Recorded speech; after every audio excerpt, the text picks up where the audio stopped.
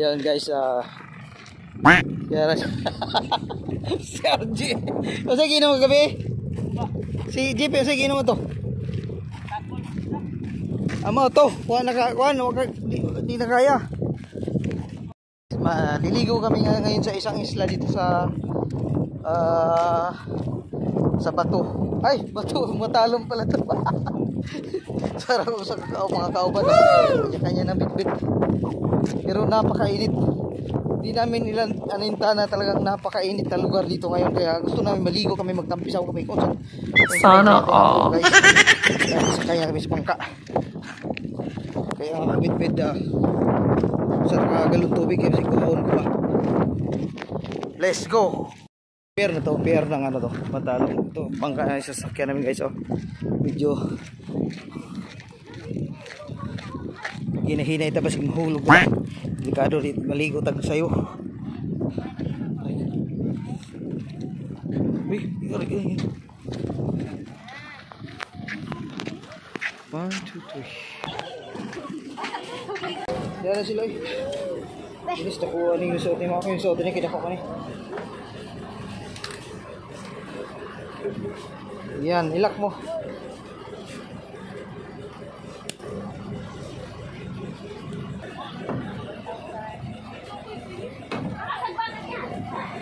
Op, teka lang, dito ako sa driver kay Pulo.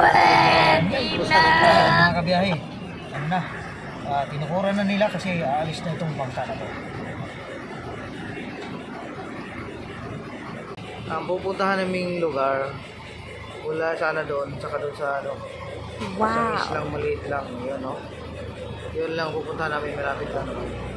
Yun guys, take off na kami. At umalis na talaga itong bangka na to. Tuloy na namin paglalayag. Excited na kami kung anong itsura talaga ng Canigao Island. Sabi nila, napakaganda daw, napakalinis. At guys, nakikita ko na nga dito sa kalagitnaan pa lang, paalis pa lang kami na nakikita ko namin yung ganda na nga ang tanawin. At napakainit talaga guys. Napakasarap nito magtampisaw kasi napakainit ng lugar.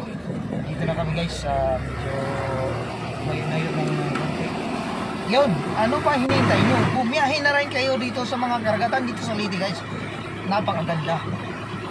Sasabi nila, pero pag dumating na kami doon, masasabi ko sa inyo, huwag nyo kalimutan guys, pag-follow sa ating Facebook page at mag-subscribe sa ating YouTube channel. Ang pagbabalik pala natin guys sa ating YouTube channel. Ayan na, birada na. Tira na. Ayan, pagkita na si Kabiyahe dahil nakaupo na siya, excited na. Kasama niya ito si Magtatagay. Ayan, inaantok dahil nga may hangover yan. Kaya makikita niyo guys ang lugar, napakaganda. Nanahimik na ang mga sama ko guys dahil nga nandito na kami sa laot. May excited na makaligo sa lugar ng Canigao Island guys. Kita mo yung blue, ang karagatan. Makikita mo yung kalangitan, napakainit. May ulap man na kunti. Ayan guys, papakita ko sa inyo yung island na yan. Kahit ikutin mo ng 20 minutes o 30 minutes yan, matatapos mo ang pag-ikot guys kasi maliit lang naman na island yan. Yan, maganda. 15 minutes lang galing sa pier papunta doon ng Canigao Island. Shout out sa lahat ng mga manonood dyan. Maliligo na rin kayo dito sa Canigao Island. Yoho! Shout out na rin guys sa mga followers ko at sa mga subscribers ko na matagal na akong hindi nakapag-post sa YouTube. Sa Facebook lang tayo guys, saka sa Reels. Ngayon, ipapakita na si Kabiyahe. Ayan na, magpo-post niyan sa YouTube. Dahil ang ating pagbabalik guys, kahit walang manonood, basta mag-post na lang, mag-post tayo sa YouTube. Masaya na ako guys.